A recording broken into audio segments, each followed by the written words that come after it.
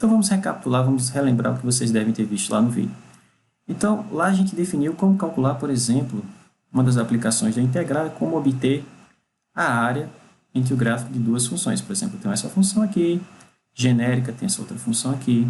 Por exemplo, digamos que essa de cima aqui seja f, e a de baixo aqui seja g, e que elas se intersectam, por exemplo, no intervalo aqui, ó, de A até B. Professor, como é que calcula essa área? Bom, a gente viu lá no gráfico, a gente viu lá no vídeo, mas você tem que ficar decorando fórmulas? O pessoal não precisa, não. Desde que a gente faça o seguinte tipo de análise, olha só. Dá um corte nessa figura assim, ó. Corte paralelo ao eixo y, tá certo? Ou perpendicular ao eixo x. Se você cortar esse cara nessa posição x, o que você vai fazer em seguida? Vai dar um corte muito fininho, bem pertinho, é como se fosse assim, ó. Só que se eu fizer muito fino, vocês não vão perceber, tá? Então eu vou fazer um pouco maior aqui, mas é um corte bem fininho, tá? Numa certa posição agora x mais ΔX, de forma que essa distância aqui, dx, é bem pequenininha, tá? E aí a gente fica virtualmente com esse retângulozinho aqui, ó. Ok? Então, a área desse retângulozinho, que eu vou chamar de dA, que é uma área bem pequenininha, um elemento de área, ela é virtualmente a área desse retângulo. Não, professor, mas se eu desenhar um retângulo, mas o que eu quero fazer é o seguinte, é calcular a área correta, tá certo? Essa área aqui, ó. Eu estou aproximando para o retângulo. Mas se esse dx for bem pequenininho, esse retângulo basicamente é essa área que eu circulei agora em roxo. Bom, então como é que fica a área, o elemento de área dessa região? Bom, é um retângulo para mim, então vai ser a base vezes a altura. Mas a altura é a função que está em cima menos a função que está embaixo, não é verdade? Então vai ficar assim, ó, f de x menos g de x. Para você não ficar se preocupando, quem é que está em cima, é f ou g, a gente faz o seguinte. Coloca aqui o valor absoluto e isso lhe garante que essa grandeza aqui é sempre positiva, tá certo? Na hora de integrar, você vai ter que verificar quem é maior, quem é f, se é f ou é g, para que você possa retirar aqui as barrinhas do valor absoluto e integrar, tá? Então, isso aqui é a altura desse retângulo em verde que eu mostrei aqui para vocês. E o comprimento dele é dx. Então, isso aqui é a areazinha virtual dessa região aqui que eu achurei em roxo. Bom, se eu repetir esse processo para todo mundo aqui no intervalo de A até B, e somar todas essas áreazinhas, eu vou ter a área real A abaixo do compreendida entre o gráfico dessas duas funções. Então, a área é obtida acumulando ou somando cada um desses elementos de área. Mas acumular ou somar em cálculo é o que a gente chama de integral, tá certo? Nesse intervalo de A até B. Veja, fazendo assim, rapidamente você obtém a expressãozinha, bom, quem é o meu dA? Está aqui em cima, tá certo? Você obtém a expressãozinha que a gente demorou um pouco lá no vídeo, mas que a gente fez de forma mais formal, mas a ideia é que você consegue, fazendo um esboço simples como esse, obter a mesma expressão. Ok? Então, aqui, veja que eu dei cortes assim, né? Paralelos ao eixo y, perpendicular ao eixo x. Então, eu estou somando fatias assim. Professor, mas se eu quiser somar fatias assim, eu posso? Claro, tá certo? Aí, nesse caso, se você tem x, aqui, olha só, é y como uma função de x e y como uma função de x, tá? Mas se você tiver no caso onde você tem o seguinte, x como a função de y, e, por exemplo, igual a g de y, e x igual a f de y, né, e essas duas funções descrevem, elas têm uma região como essa em comum, né, na verdade elas se intersectam e guardam uma certa região finita, por exemplo, com y no intervalo de c até d, então a gente viu que eu posso calcular a área de forma análoga a essa daqui, tá certo? Então vai ser no caso integral, por exemplo, de c até d, e aí a mesma coisa, tanto faz f de y menos g de y ou g de y menos f de y, contanto que você se lembre de colocar o valor absoluto. Tá certo? Então, se você utilizar essa abordagem, quer dizer que você está calculando a área, fatiando essa figura assim. Tá? Se você utilizar essa abordagem aqui, quer dizer que você está calculando a área entre essa região, fatiando o objeto assim. Qual que eu escolho? O que for mais fácil para você. Tá certo? Bom, uma outra coisa que a gente viu lá é que se eu tenho uma certa região, por exemplo, digamos, novamente vamos considerar esse caso aqui, a região que é o gráfico entre gráfico de duas funções. Então, a gente vê o seguinte, se essa região, digamos que eu tenho uma chapa metálica que tem exatamente esse formato, tá certo? Tem esse formato aqui que eu desenho para vocês. Então, se eu quiser calcular a massa dessa chapa, como é que eu faço? Uso uma balança, professor. É verdade, uso uma balança. Mas a ideia é o seguinte, suponha que eu conheça a densidade dessa região. Tá? Eu conheço a densidade aqui. E a densidade, nesse caso, para a gente, vai ser uma função apenas de x, tá certo? Porque se a densidade for uma função das duas variáveis x e y, a gente vai precisar de integral dupla, e a gente não vai ver isso nesse curso, tá? Só no próximo curso. Então, suponha que a densidade seja uma função só de x, tá certo? É massa por área, tá? Essa densidade que eu estou chamando aqui é massa por área. Porque esse objeto aqui, ele é bidimensional. Então, como é que eu faço para calcular a massa completa? Bom, a gente utiliza o mesmo processo, pessoal, o mesmo procedimento. A gente divide esse intervalo aqui em pequenos subintervalozinhos, tá certo? Ou seja, eu vou dar um corte aqui, ó, bem fininho. Aqui está aparecendo grande, mas é bem fininho, tá certo? De forma que esse cara aqui está numa certa posição x, esse cara está numa certa posição x mais dx. A ideia é, como é que eu calculo a massa desse retângulozinho aqui, ó? Porque se eu souber calcular a massa desse retângulozinho, eu repito esse processo para todas as outras partes da figura e somo, né?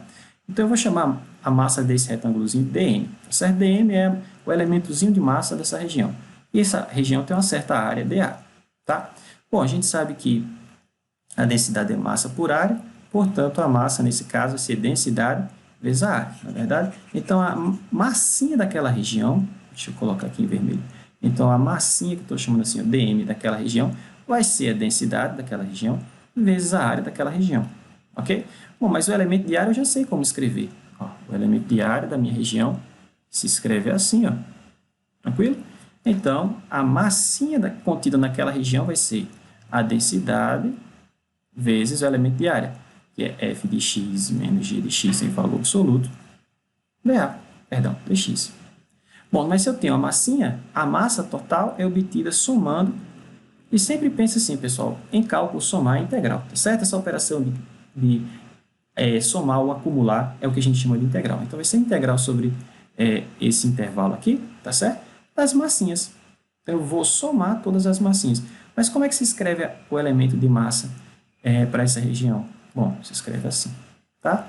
Então, eu vou integrar essa função de x aqui.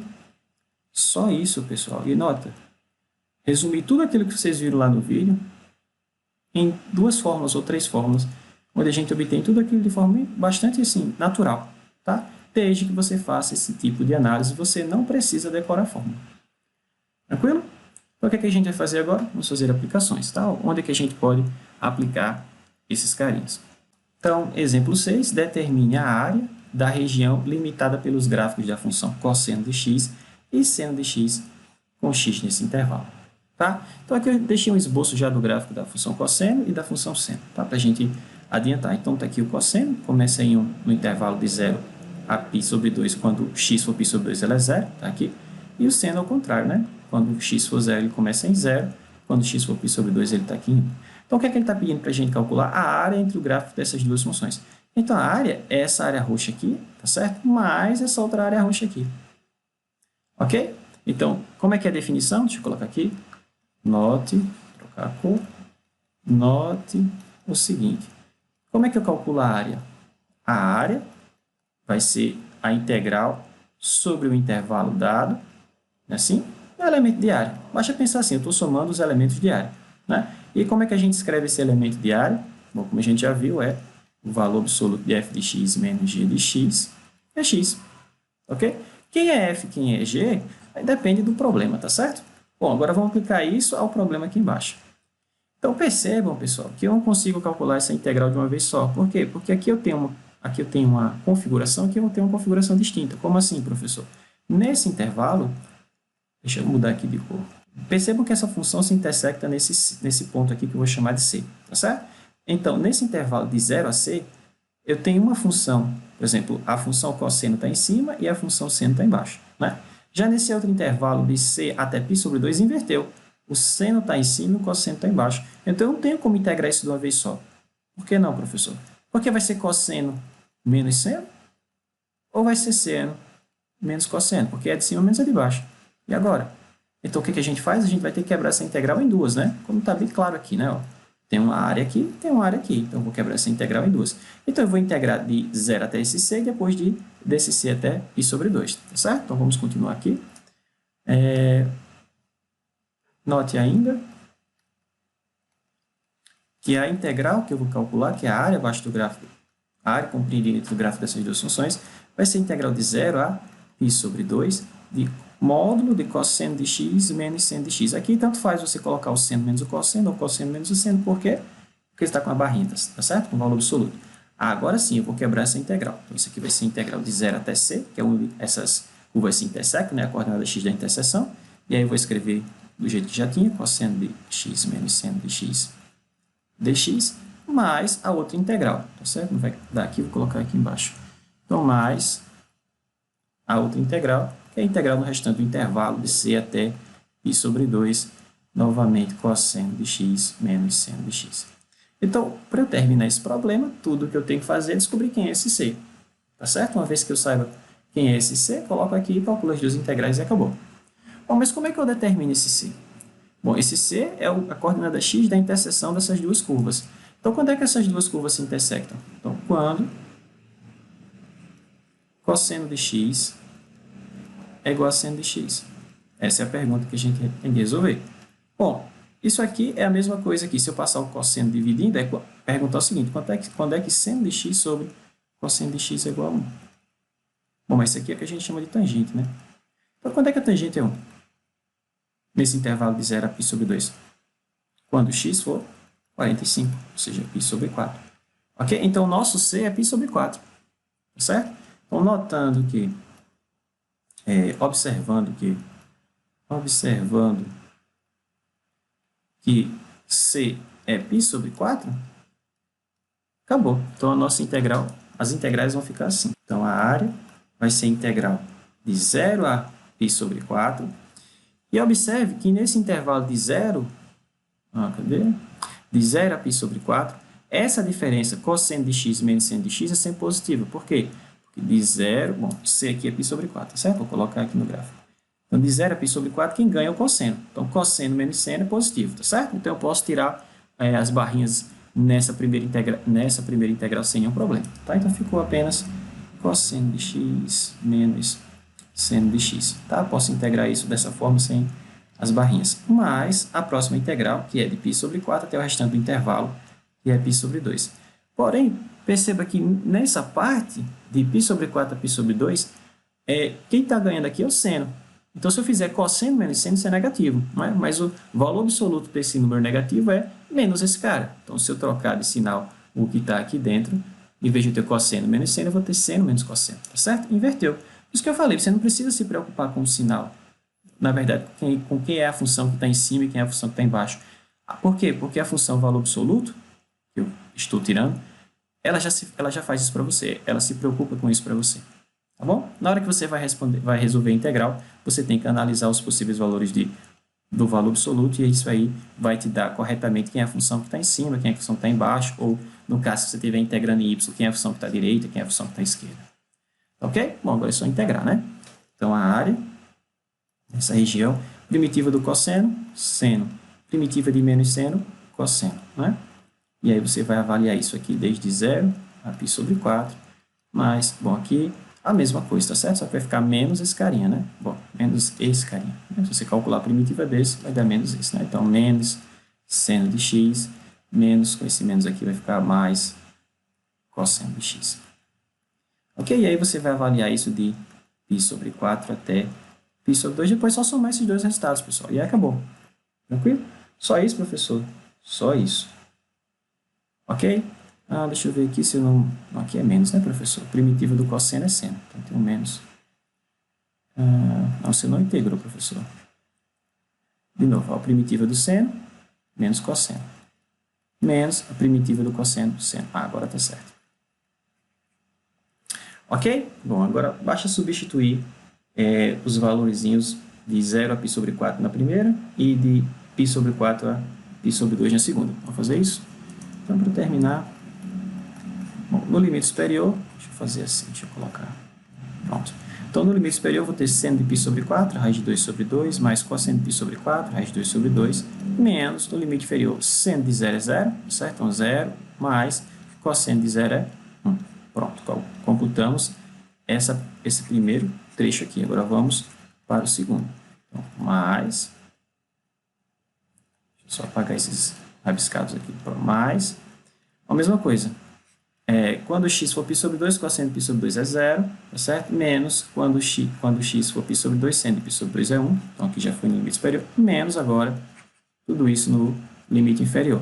Então, quando x for π sobre 4, cosseno de π sobre 4 é raiz de 2 sobre 2, mas temos esse menos, tá certo? Então, menos raiz de 2 sobre 2, a mesma coisa para o seno, menos raiz de 2 sobre 2. Tá, então, perceba que esse menos aqui vai cancelar com esses carinhas, então vou ficar 2 vezes raiz de 2 sobre 2, mais 2 vezes raiz de 2 sobre 2, dá 4 vezes raiz de 2 sobre 2, né? Ou ainda 2 raiz de 2, tá certo? Sem o 2 embaixo. Então, isso aqui está dando 2 raiz de 2.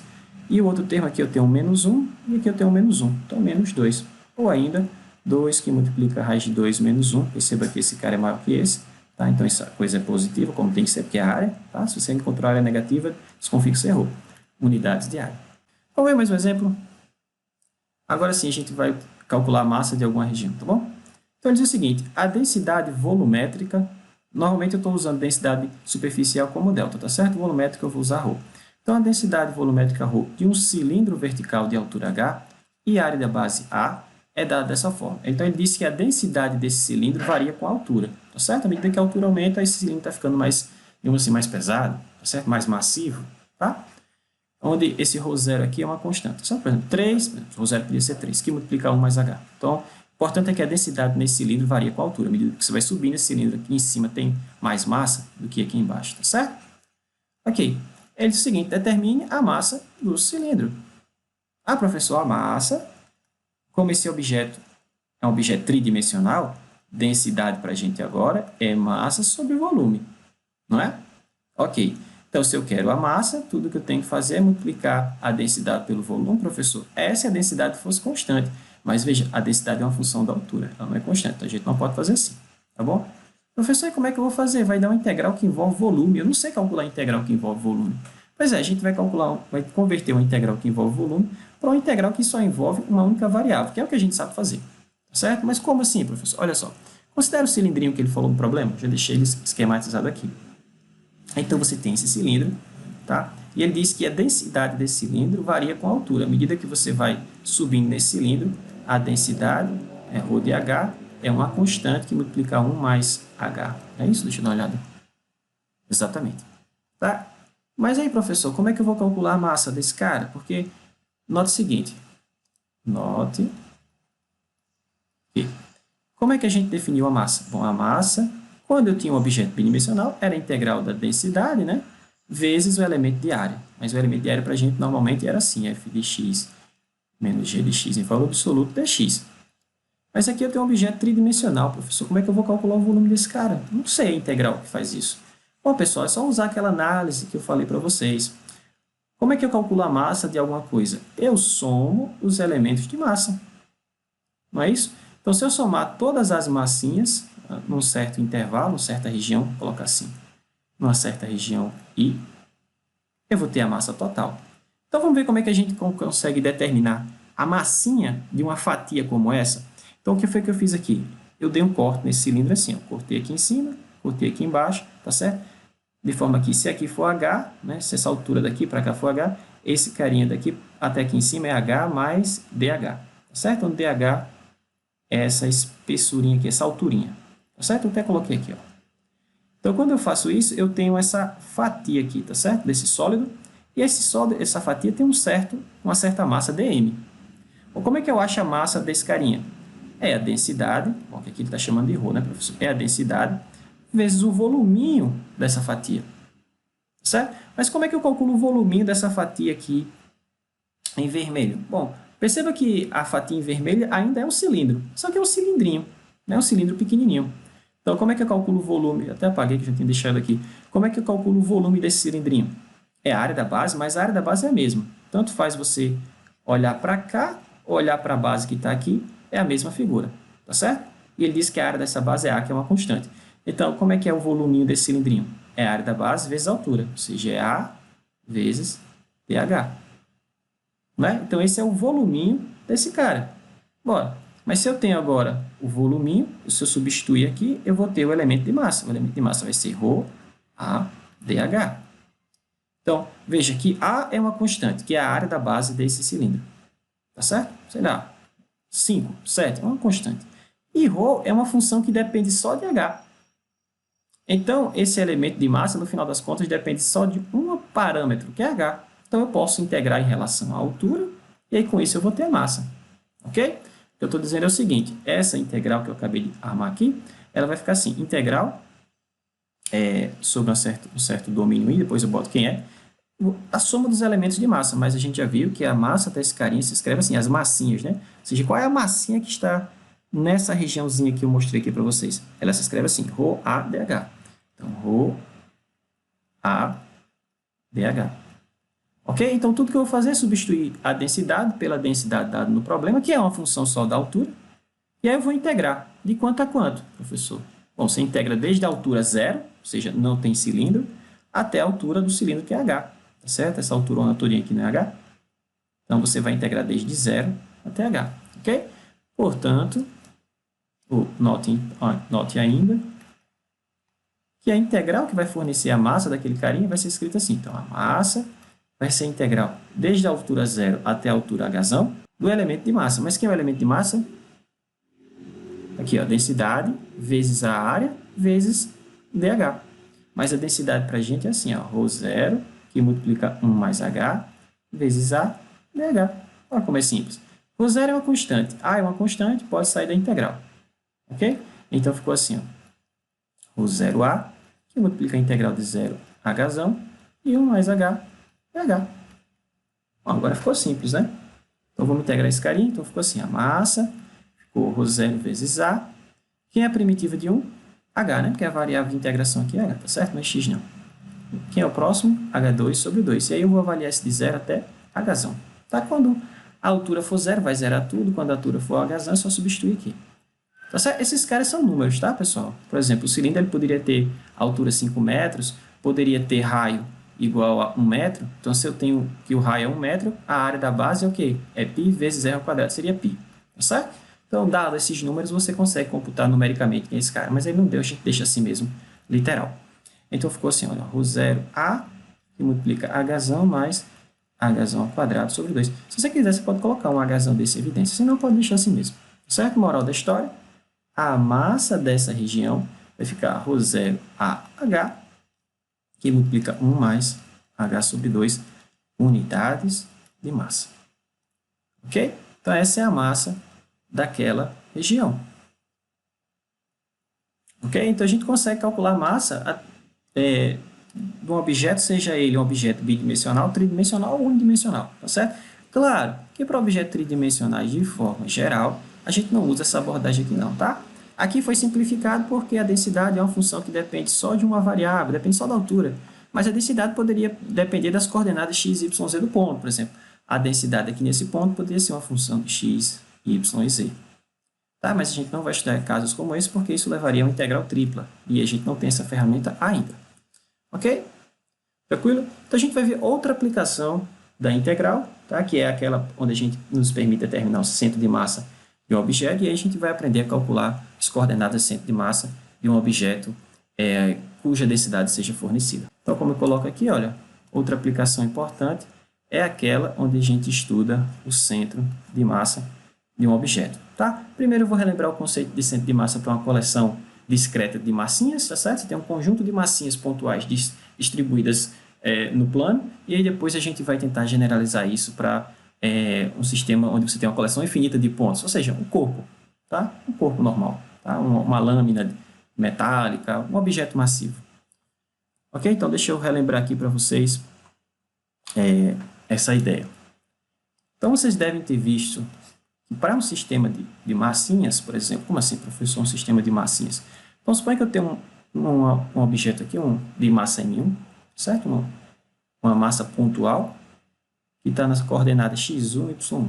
Eu tenho uma outra massinha aqui, na coordenada x2 y2, e a massinha desse objeto é m2. Eu tenho um outro objeto aqui, de massinha m3. Essas massas não precisam ser iguais, tá certo? x3, y3.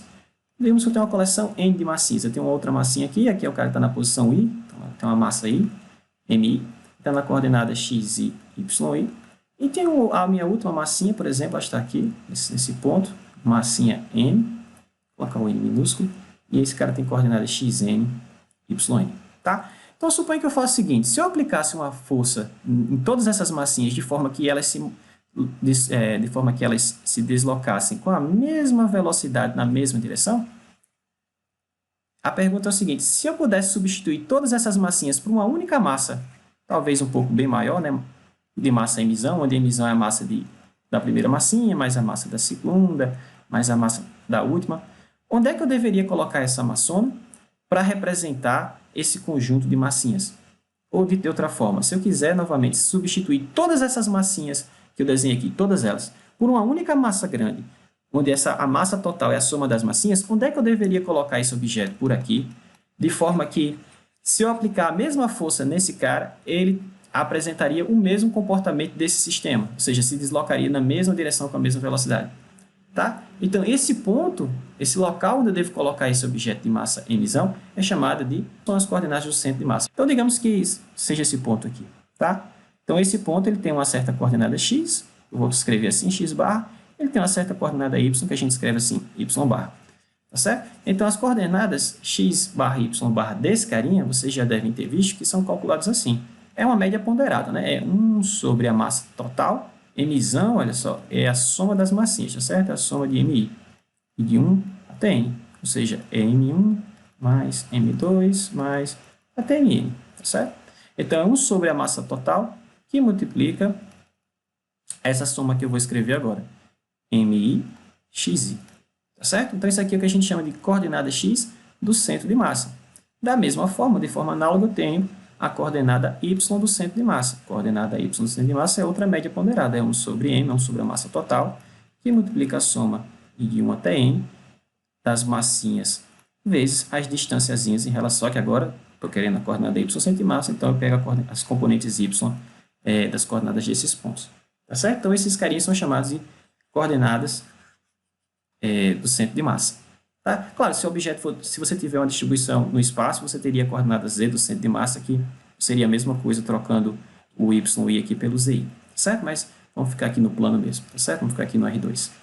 Então, novamente, se você descobrir essas coordenadas, x barra, y barra, você descobre a coordenada onde você deve colocar um objeto de massa emissão, certo? Esse cara tem massa emissão, que seria a soma das massas de cada uma dessas massinhas aqui. E aí, a força que você aplicar nesse cara, o comportamento que esse cara vai desenvolver seria o mesmo comportamento do sistema como um todo.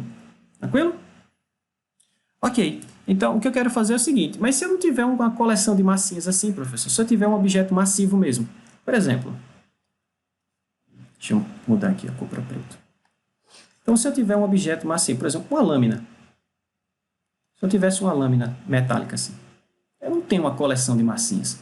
Como é que eu calculo o centro de massa?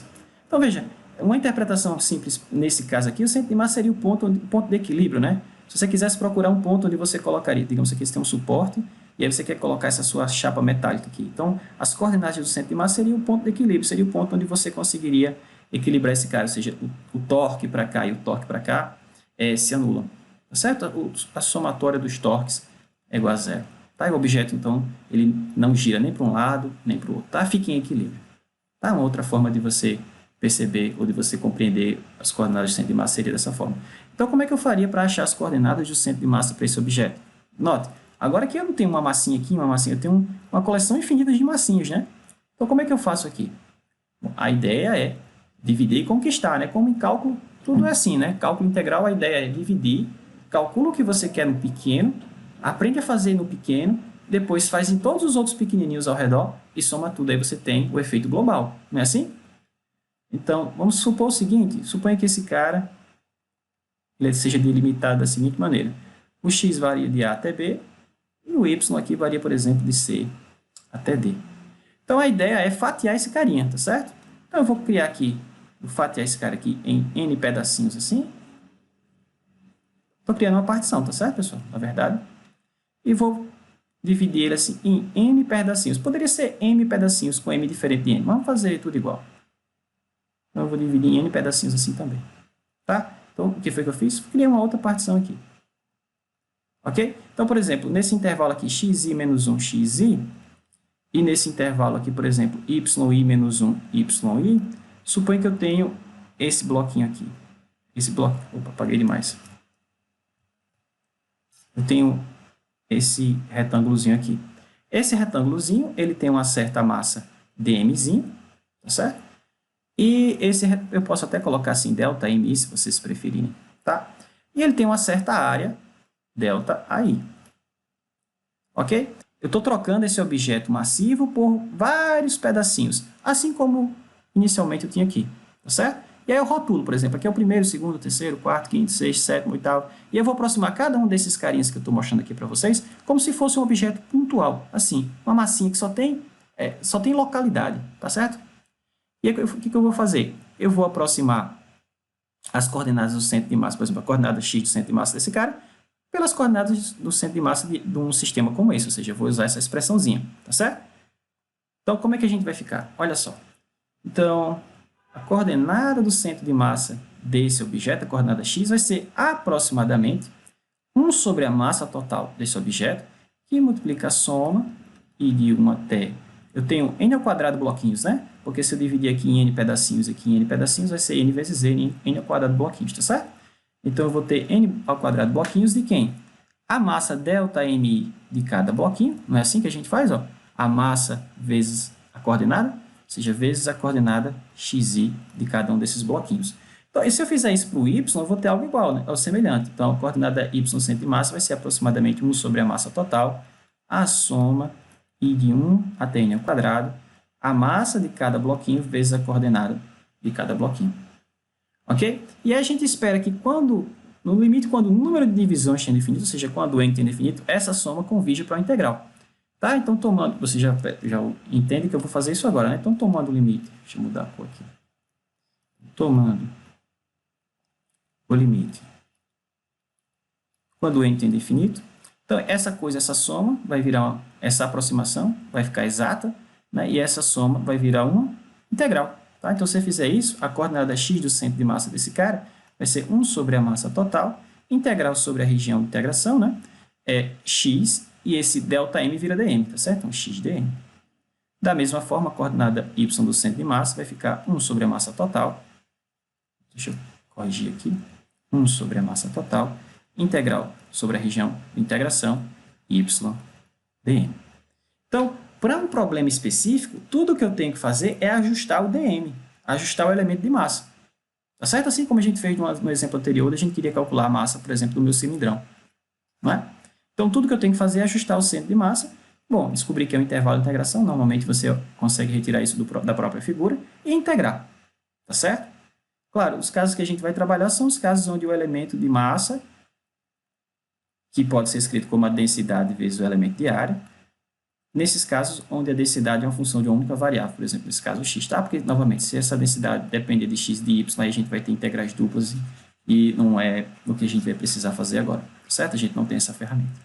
Bom, mas é dessa forma que a gente computa a coordenada x do centro de massa e a coordenada y do centro de massa, quando você tem um objeto, uma distribuição contínua de massa, não é só uma distribuição espaçada de massa, ou discreta, melhor dizendo, tá certo? Então, se você fizer isso, como eu já tinha deixado aqui, você vai chegar nessas equaçõezinhas aqui, que foi o que eu fiz mais acima. Tá? Então, o que é que eu vou fazer no próximo exemplo? Eu vou particularizar isso aqui para um caso onde a região em questão é a região limitada entre os gráficos de duas funções. Ou é o gráfico de uma função limitada pelo eixo x, que corresponde à reta y igual a zero. Exemplo 8. Então, verifique que as coordenadas do vetor centro de massa, bom, você tem x centro de massa, y centro de massa, se você juntar esses carinhas nesse formato, você tem um vetor, tá certo? Então, esse vetor é chamado o vetor centro de massa, tá? Então, verifique as coordenadas para o vetor centro de massa para uma região que é limitada pelo gráfico de uma função do tipo y igual a f de x, com x no intervalo de a até b, onde a densidade depende apenas de x. Então, você tem um objeto aqui. Se você subir aqui no objeto, a densidade não varia, mas se você deslocar na direção de x, essa densidade vai variando, tá certo? O objeto pode ficar mais massivo ou menos massivo, certo? Ou mais maciço ou menos maciço. Ok? Então, a gente tem que mostrar que, nesse caso, se você tiver um objeto como esse que eu falei, onde a densidade varia só em relação a x, então ele quer que você mostre que as coordenadas do centro de massa são calculadas assim. A coordenada x do centro de massa é essa integral, e a coordenada y no centro de massa é essa outra integral, tá certo? onde emissão, que é a massa total do objeto, é dada por essa outra integral. Depois a gente faz um exemplo numérico, tá? Primeiro vamos chegar nessas equações. Então, para facilitar, eu já deixei aqui o esboço do que a gente vai precisar. Então, aqui é o gráfico de uma função genérica, tá certo? Esse carinha aqui em cima é y igual a f de x. E aí, y igual a f de x define uma certa área, né, que é a área abaixo do gráfico da função, limitada desde x igual a a até x igual a b. Como de costume, o que é que eu vou fazer? Para eu calcular o centro de massa, por exemplo, para determinar a coordenada x do centro de massa, eu preciso desse resultado. 1 sobre a massa total, que multiplica a integral de a até b, multiplica a integral no certo intervalo i, x dm, né? X vezes o elemento de massa. Então, tudo que eu preciso é saber quem é esse elemento de massa, tá? Para a minha figura em questão. Depois que eu encontrei esse cara, só substituir nessa equação e acabou. Bom, da mesma forma, a gente tem que a coordenada y do centro de massa é 1 sobre a massa total, que multiplica a integral de y dm. Tá? Uma vez que eu saiba quem é dm, basta jogar aqui e acabou. Tá? Vocês vão ver que dá exatamente aquelas equações lá em cima. Ok, professor, então como é que vai funcionar? Bom, eu vou dar um corte nessa figura, como eu mostrei aqui para vocês, tá? Eu vou cortar aqui, ó, na posição x, aqui na outra posição x mais dx, de forma que essa distância dx que eu estou apontando aqui para vocês seja bem pequenininha, tá? Então, como é que é o elemento de área dessa região sombreada aqui em roxo? Bom, a gente já viu que esse elemento de área, bom, é a altura dessa figura, né? Mas a altura é o valor da função, é a f de x, vezes a área, vezes o comprimento da base desse retângulo, né? Que é dx. Então, virtualmente, professor, mas isso não é um retângulo, professor, olha só, aqui está curvo, aqui tudo bem, ó. Aqui tudo bem. Mas aqui em cima está curvo, professor. E aí, vai dar para aproximar assim? Claro, pessoal. Porque esse dx ele é tão pequeno que, virtualmente, essa coisa aqui é curva, para você é quase uma reta. Certo? Claro, aqui eu desenhei esse dx grande. Eu dei dois cortes bastante distantes. Mas se eu cortar esses caras bem pertinho um do outro aqui, a coisa que está curva aqui, você nem percebe que é curva aqui em cima, tá certo? Fica aparecendo um segmento de reta e você pode aproximar sem medo de ser feliz o elemento de área dessa região aqui, por essa expressão aqui, tá? Então, o seu elemento de área. Como é que é o elemento de massa dessa região? O elemento de massa dessa região vai ser o quê? A densidade, pô, que diz que só depende de x, vezes a área, vezes o elemento de área. Mas está aqui, ó, o elemento de área já tem, então é só substituir, tá certo? Então, deixa eu colocar essas informações aqui embaixo. Então, perceba o seguinte, que, primeiro, o elemento de massa dessa figura vai ser a densidade, que só depende de x para a gente, foi dado o problema, tá certo? Vezes o elemento de área. Mas como é que é o elemento de área desse carinha? Bom, o elemento de área é a função vezes a espessurinha desse corte, ok? De forma que a massa total, bom, vou precisar da massa total, né? Porque aqui, ó, 1 sobre a massa total, 1 sobre a massa total. De forma, então, que a massa total nada mais é que a soma dos elementos de massa nesse intervalo que define o problema. Bom, esse intervalo que define o problema é o intervalo onde x toma valores de a até b. Então, isso aqui vai ficar a integral de a até b dessa grandeza aqui, tá certo? f de x dx. Bom, temos a terceira integral lá do problema. Então, a primeira coisa é isso aqui, temos a massa total. Bom, mas eu tenho um elemento de massa. Então, tenho tudo. Por quê? Como é que vai ficar a coordenada x agora do centro de massa? Não, a coordenada x do centro de massa é 1 sobre a massa total, onde a massa total já computei aqui em cima, tá certo? Que multiplica a soma, bom, que multiplica a seguinte soma, x dm, tá? Sobre o intervalo de definição do problema. Mas o intervalo de definição do problema, para mim, é o intervalo onde x toma valores de a até b. Então, vai ficar x que multiplica, quem é o elemento de área para a gente? Perdão, quem é o elemento de massa para a gente? Está aqui, ó, delta x, que é a densidade, vezes a minha função dx. Acabou, era só isso, certo? Se você for comparar esse carinha que eu acabei de escrever com o que a gente já tem aqui, é a mesma coisa. Ok? X, delta x, f de x, dx. X, delta x, f de x, dx. Integral de a até b e a massa se computa assim. Integral de a até b, delta, a densidade vezes f vezes dx. Tá certo? Tá aqui, ó. A densidade vezes f vezes dx. Professor, e a coordenada y no centro de massa? Então, por fim, coordenada y no centro de massa escreve assim, ó, 1 sobre emissão, integral sobre o domínio de definição, e y dm. Bom, isso aqui vai ficar, como já vimos, 1 sobre a massa total, integral de A até B. Pessoal, quem é o y aqui no meu problema? Quem é o y no meu problema? O y é a função, e o y está relacionado com x através dessa função, não é? Ó? Y igual a f de x.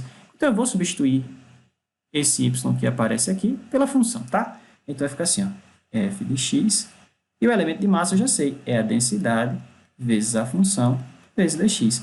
Só que f de x com f de x vai ficar f de x ao quadrado, tá certo? Então, eu vou já organizar isso, vai ficar assim, a densidade vezes f de x ao quadrado dx. Acabou. Então, essa é a expressão que fornece para a gente, deixa eu colocar aqui em azul, essa é a expressão que fornece para a gente a coordenada y do centro de massa, que foi o que ele falou aqui, ó.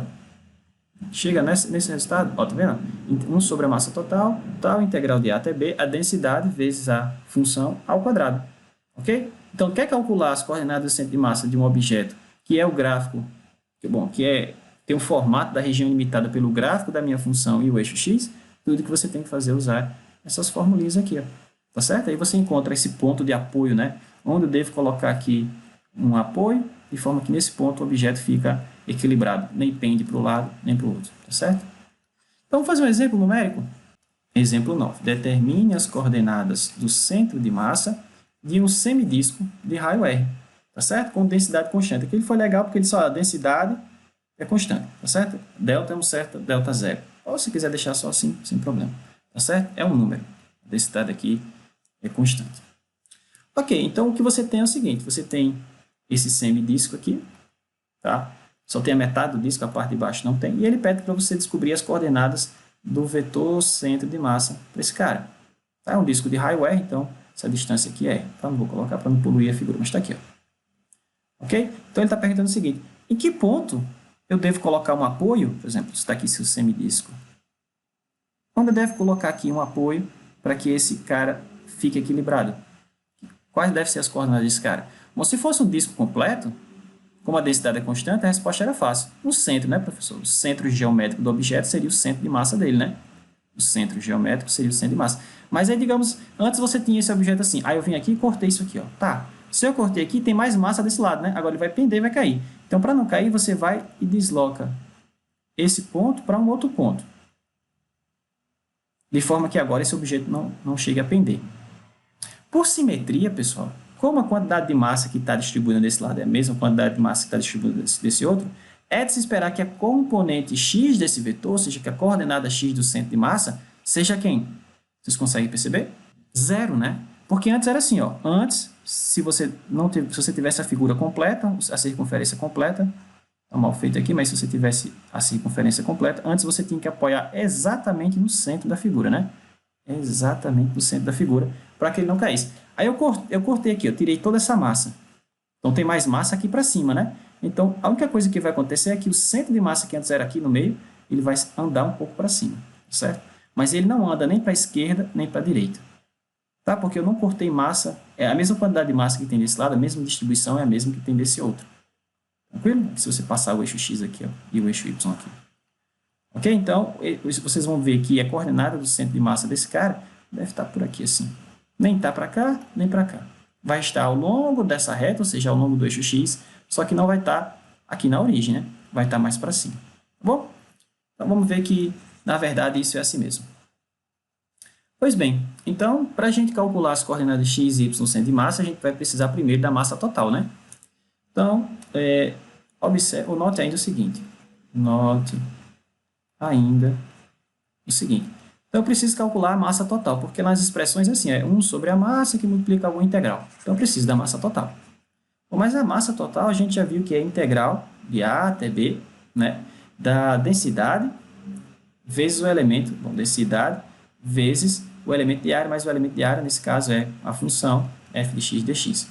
Mas, professor, eu preciso mesmo computar essa integral? Veja, a densidade no problema é constante. Certo? A densidade é constante.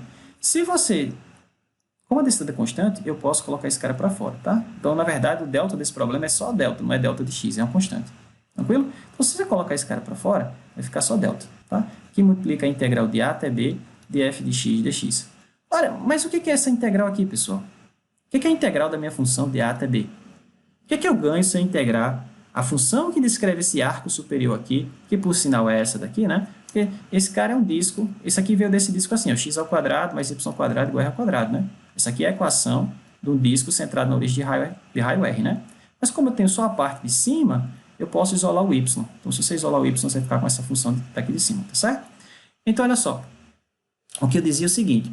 O que é que você ganha se você integrar de menos r a r essa função? f de x aqui em cima. O que você ganha? Ah, professor, ganha a área abaixo do gráfico da função. Não é? Claro, exatamente. Ok? Então, essa integral da circular daqui é a área. Então, como a densidade é constante, a massa é só a densidade vezes a área. Você não precisa calcular a integral. Por que, professor, não precisa calcular a integral? Se você quiser, calcule. Mas como é que é a área daquele semidisco? Como é que é a área de um disco completo? Π vezes o raio ao quadrado. Mas é um semidisco, detalhe. Então, moral da história, a massa daquela região é delta vezes π vezes R2 sobre 2.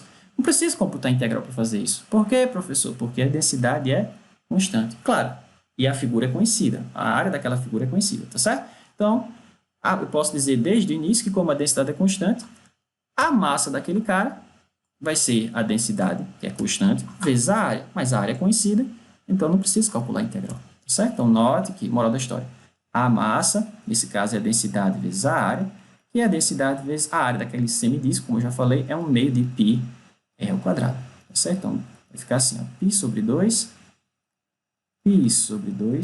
que multiplica delta R2, unidades de massa. Então, essa é a massa daquela região. Não preciso computar a integral nesse caso, tá? Por quê? Porque a densidade é constante e a área é conhecida, tá? É uma figura conhecida. Ok, agora vamos lá, vamos calcular a coordenada x do centro de massa. Então, vocês vão ver, como eu antecipei, a coordenada x do centro de massa é 0. Então, vocês vão ver que essa coisa, 1 sobre emissão integral de menos r até r, a densidade é constante. Bom, lembra da forma que eu deduzi há pouco? Como é que é? É integral sobre um certo intervalo, né? X dm, mas o dm para a gente ficou escrito como a densidade vezes f de x dx. Não é assim? Então, eu vou só substituir o que é dado no problema. A densidade é constante, tá? Então, eu não coloco delta de x, é só delta. E quem é a função que descreve essa fronteira aqui, ó, essa borda? Bom, a gente já viu que é esse cara, raiz quadrada de R2 menos X2, tá? Então, vai ficar X, que já está aqui, delta, que é a densidade, que multiplica a função, que é R2 menos X2. E aí, você vai ter que integrar isso aqui com X variando de quanto a quanto? De menos R até R. Novamente, pessoal, a densidade sendo constante, eu posso colocar para fora da integral, né? Então, isso aqui vai ficar delta sobre M. Esse emissão, se você quiser, você pode substituir por isso aqui, tá certo? Mas não faça isso agora, não. Deixe sempre para substituir no final, tá? Para não ficar carregando esse bando de números. Então, ficou a integral de menos R até R do que sobrou. X raiz de R2 menos X2 dx. Essa integral, pessoal, vai dar zero. Tá certo? Tem que dar zero, como a gente falou inicialmente. Como você tem massa distribuída de forma igualitária em relação ao eixo x, a coordenada x do centro de massa tem que ser a origem do x, tá certo? Tem que ser x igual a zero. Uma forma rápida de você perceber que essa integral é zero, sem precisar fazer a conta, é o seguinte, pessoal. Talvez eu não tenha comentado isso com vocês ainda, então isso aqui é uma oportunidade de fazer isso. Olha só, eu digo que uma função...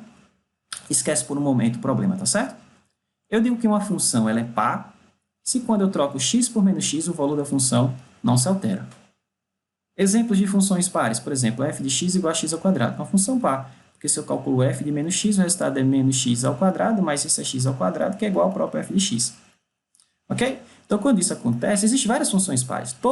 Todo polinômio da forma x elevado a 2n, onde n é um inteiro, é uma função par. Né? Por exemplo, x elevado a 2, x elevado a 4, x elevado a 6, todos esses caras são pares, tá certo? O que mais, professor? Olha, cosseno é uma função par. Se você trocar cosseno de menos x, se você calcular o cosseno de menos x, isso é igual ao cosseno de x. Tá certo? Então, existem funções que são pares. Existem funções que não são pares. Por exemplo, a função f de x igual a x. Só x. Essa função ela não é par, porque se você trocar x por menos x, o resultado é menos x, não é? Que é menos a função. Então, uma função que satisfaz isso ela é dita ímpar. Quando você troca x por menos x, o resultado é menos a função. Tá? Se você trocar x por menos x e não alterar nada na função, se ela ficar exatamente o que ela era anteriormente, a gente diz que a função é par. Se você troca x por menos x e a função troca de sinal, a gente diz que essa função é ímpar. Tá? Por exemplo, exemplo de funções ímpares, já falei, f de x igual a x, f de x igual a x ao cubo, ó, f de x igual a x ao cubo. Se você calcular, trocar x por menos x, aqui vai ficar menos x ao cubo, só que menos x ao cubo é menos x3, não é verdade? Bom, mas menos x3 é menos a função que eu tinha originalmente, que é a função f de x. Então, trocou o sinal aqui, ela troca o sinal aqui. De forma geral, x elevado a 2n mais 1, onde n é inteiro, por exemplo, x elevado a 1, que é x elevado a 3, x elevado a 7, assim por diante, são todas funções ímpares. Uma outra função ímpar, função seno, seno de x. Se você trocar x por menos x, seno de menos x é menos seno de x, tá certo? Então, como eu falei, existem funções que são ímpares, existem funções que são pares, e existem funções que não têm paridade nenhuma. Por exemplo, e elevado a x nem é par nem ímpar, porque se você trocar o x por menos x, você vai ficar com f de menos x é e elevado a menos x. Isso nem é f de x, ou seja, isso nem é e elevado a x, né? Não são iguais, nem é menos e elevado a x, nem é menos e elevado a x. Esse menos está aqui em cima, ó. Ok? Então, existem funções moradas históricas que são pares, funções que são ímpares. Tudo bem, professor, mas o que tem a ver esse negócio dessa função ser par e essa função ser ímpar ou não com aquela integral que eu falei lá em cima, que você mostrou? Acontece o seguinte, pessoal, que se você... Olha só, muito legal isso. Muito legal e facilita muito o cálculo de integrais, de algumas integrais. Preste atenção. Então, se sua função for par, então se você precisar calcular a integral dela no intervalo simétrico, por exemplo, se aqui for A, aqui em cima tem que ser A também. Perdão, se aqui for menos A, aqui em cima tem que ser A. Tá certo? Por exemplo, integral de menos 3 a 3, menos 5 a 5, menos 9 a 9, menos π a π, menos 3.532 até 3.532. Entenderam, né? Então, se você tiver uma integral simétrica de uma função par, o resultado dessa integral é 2 vezes a integral da função desde 0 até a parte superior. Ah, professor, não precisa integrar na outra parte do intervalo, não, de menos a 0, não. Não precisa, pessoal. Por quê? Porque ela é par. Professor, mas como é que isso justifica isso? Bom, geometricamente é muito fácil de perceber. Vamos pegar a função x ao quadrado. Já eu volto para o problema, tá? Então, vamos aqui, ó, pegar x ao quadrado. Tá mal desenhado, mas essa função é par, tá certo? O que acontece desse lado acontece desse outro. Então, uma outra forma de você verificar se uma função é par ou ímpar, pessoal, é fazer o gráfico dela. Funções pares são sempre simétricas em relação à origem. É como se aqui fosse um espelho, tá? O que tem desse lado do espelho tem desse outro. Tá bom? Então, sempre que você tiver isso, você tem uma função ímpar. Perdão, par. Uma função ímpar, ela é simétrica em relação à origem, tá? Por exemplo, o que tem desse lado teria que estar aqui embaixo, tá certo? Seria algo mais ou menos assim. Por exemplo, a função x3, ela é exatamente isso que eu falei, né? Ela vem assim e depois sobe, né? Ela é uma função ímpar. Ok? Mas por que a integral de uma função par, num certo intervalo simétrico, é 2 vezes a integral só da parte positiva do intervalo? Por que eu não preciso olhar para a outra parte? Bem simples, ó. Digamos que eu quisesse calcular a integral dessa função desde menos a até a. Vocês concordam comigo que essa área aqui é exatamente essa? Porque é a mesma figura, só está espelhada para o outro lado. Bom, mas se essa área aqui for A, essa outra área também tem que ser A. Então, se eu for calcular a integral desde menos Azinho até Azinho da minha função, nesse caso o que eu estou fazendo é somando essas duas áreas, não é? Bom, mas isso é 2 vezes A. Mas quem é A? Bom, você pode fazer o seguinte, a integral de 0 até Azinho. 2 vezes a integral de 0 até Azinho. Ok? Então, se uma função for par, você pode usar essa propriedade. Você não precisa calcular a integral desde menos o fulano até o fulano. Faz só de 0 até o fulano. Porque quando a gente envolve zero nas integrais, os resultados normalmente simplificam bastante. Ok? Professor, mas e se a minha função for ímpar? E agora, como é que eu faço? Bom, se a sua função for ímpar, melhor ainda. Você tem muita sorte se a sua função for ímpar. Por quê, professor? Porque, olha só, vamos pegar o exemplo aqui, a função x3. Se a sua função for ímpar, e se você for calcular a integral no mesmo intervalo simétrico que eu falei anteriormente, tá certo? No mesmo intervalo simétrico, por exemplo, de menos a até a. Já perceberam o que vai acontecer com a integral? Olha, se essa área aqui for 5, essa área em valor absoluto também é 5. Mas como ela está para baixo do eixo x, ela conta como negativo. Tá? A gente já falou isso, essa aqui conta como positivo. Então, se você somar essas duas áreas, o resultado vai ser 0, tá certo? Então, moral da história, se a sua função for ímpar, a integral de uma função ímpar, no intervalo simétrico, tem que ser assim, ó, de menos a até a, tá certo? Não pode ser, por exemplo, a integral de 1 até 3, não. De menos 1 até 3, não. Tem que ser ou de menos 1 até 1, ou de, por exemplo, menos 3 até 3, tá? Tem que ser um intervalo simétrico. Então, a integral de uma função ímpar no intervalo simétrico é zero. Não precisa computar. Não precisa, professor? Não. É zero, pessoal. Pode usar. Vá sem medo. Certo? A gente pode demonstrar isso fazendo mudança de variável, integrando esse cara, fazendo mudança de variável e vendo que vai aparecer duas integrais que se anulam. Mas, geometricamente, é bastante simples de você perceber isso. Então, agora volta para o exemplo da função, a integral que a gente queria calcular desde o início, que era essa. Então, essa função que está aqui no integrando é uma função par ou ímpar? Como é que eu sei, professor? Bom, essa função é ímpar, né? Porque se você trocar x por menos x, ela não troca de sinal, né? E aqui, professor? Se você trocar x por menos x, ela... Bom, se você trocar x por menos x, ela troca de sinal. Essa é ímpar. Certo? Já essa daqui é par. Não é? Porque se você trocar x por menos x, o x quadrado mata o menos, aqui é par. Só que o produto de uma função ímpar para uma função par é uma função ímpar. Tá certo? Então, moral da história, essa função que está aqui dentro, ela é ímpar. Ó, ímpar vezes par é ímpar. E par vezes par é par. E ímpar vezes ímpar é par também. Tá certo? Pensa em ímpar e par como sendo positivo e negativo. Né? Se você multiplicar positivo com positivo, dá positivo. Se multiplicar negativo por negativo, dá positivo. Mas se você multiplicar negativo com positivo ou positivo com negativo, vai dar negativo. Tá certo? Então, o produto de uma função par por uma função ímpar é sempre uma função ímpar. Então, isso aqui é uma função ímpar. E a gente já viu, eu acabei de comentar, que a integral de uma função ímpar no intervalo simétrico é sempre zero. Então, não precisava nem calcular essa integral. Só armar e dizer, ó, ela é zero porque o integrando é uma função ímpar e eu estou calculando a integral no intervalo simétrico. Posso fazer isso, professor, sem medo de errar? Claro. Se você acha que isso é muito arriscado, muito complicado fazer isso, não é não. Mas se você acha, faça uma mudança de variável. Por exemplo, chame u de r ao quadrado menos x ao quadrado. E aí você vai ver que du, bom, não importa o du, você vai ver o seguinte, que quando você, bom, a sua integral, o x vai de menos r até x igual a r, né? Assim? Tá aqui, ó. Bom, mas aí se você muda para essa nova variável, u, o que acontece com ela? Olha só, o que acontece com u quando x for em menos r? Bom, você bota menos r, não tem x, só que menos r ao quadrado dá r ao quadrado. R ao quadrado menos r ao quadrado, zero. Beleza, agora vamos lá para o limite superior. Quando x for r? Bom, mas r ao quadrado menos r ao quadrado, zero também. E aí, então você iria calcular a integral de 0 até 0. Bom, mas a integral de 0 até 0 é zero. Então não precisa, moral da história, não precisa. Se você precisar calcular a integral de uma função que é ímpar num intervalo simétrico como é esse aqui, de cara, pessoal, é zero o resultado. Não precisa fazer conta nenhuma, mudança de variável, nadinha, nadinha. Só zero. Tranquilo? Pois bem, então como eu falei, essa integral tinha que dar zero. Por fim, a coordenada y no centro de massa vai ficar assim, ó, 1 sobre a massa total, integral de menos r a r. Lembra da expressão lá? Era assim, ó, integral, bom, 1 sobre a massa, integral no certo intervalo, y dm, só que o nosso y é a própria função, então tinha um f de x aqui, e o dm era assim, ó, era dx vezes f de x dx, né? Então ficava o f ao quadrado, né? Então vai ficar a integral nesse intervalo, a densidade, mas a densidade é constante, então vou colocar delta de x, vezes a minha função ao quadrado. Ok? Então tudo que eu tenho que fazer é computar essa integral. Quem é a função do problema, professor? É aquela lá, raiz quadrada, essa aqui, ó.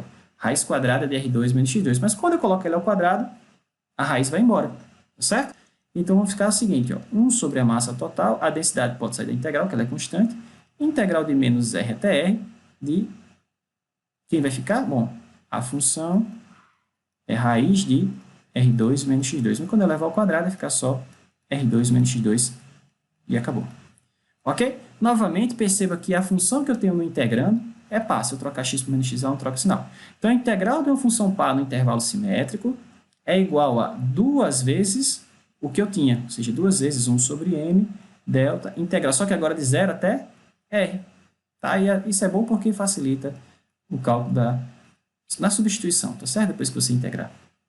Ok? Então, aqui vai ficar bastante simples, vai ficar o seguinte, 2 delta sobre m. Quem é a primitiva de r? R ao quadrado, então r2x, não r3 sobre 3, pelo amor de Deus, porque eu estou integrando em x, tá certo? Esse r é constante, é o raio do círculo lá, ou do disco, tá? Menos x3 sobre 3. E aí você vai avaliar isso de 0 a r. Veja, quando quando x for zero, tudo zero. Por isso que é legal você usar essa propriedade, quando possível, tá bom? Por fim, vamos ficar com o seguinte. Isso aqui vai ser 2 delta sobre m. Vou analisar apenas o limite superior. Então, quando x for r, vai ficar R3 menos R3 sobre 3, tá? R3 menos R3 sobre 3 dá 2 terços de R3. Com esse 2 que tem aqui, ficou 4. Então, ficou 4 R3 delta sobre m. Ok? Novamente, aqui sobrou um 2 terços de R3, aqui já tinha um 2, ficou 4 terços de R3. Então, 4 terços de R3 já tinha um m, já tinha um delta, ficou aqui. Professor, mas como é que eu vou saber que coordenada é essa? A coordenada é um número, aí tem uma sopa de letrinhas. É verdade. Então, como é que eu faço para resolver esse problema? Eu vou substituir a massa, que é a massa dada no problema, que eu calculei no problema. Então, ficou assim, ó, 4 R3 delta vezes a massa. Bom, mas a massa eu calculei aqui em cima em algum local. Está aqui, ó. Π sobre 2 delta R2. Π sobre 2 delta R2. Agora é só simplificar. Por exemplo, esse delta 3 foi com esse delta, perdão, R3 foi com esse R2, sobrou só um R. Esse delta foi com esse delta. Esse 2 que está dividindo passa lá para cima multiplicando. E aí você vai ficar o seguinte, a coordenada y, centro de massa, vai ficar 8R, né? Dividido por π. Tranquilo? De novo, ó, 4 vezes 2, 8, sobrou um π no denominador e um R em cima. Perfeito.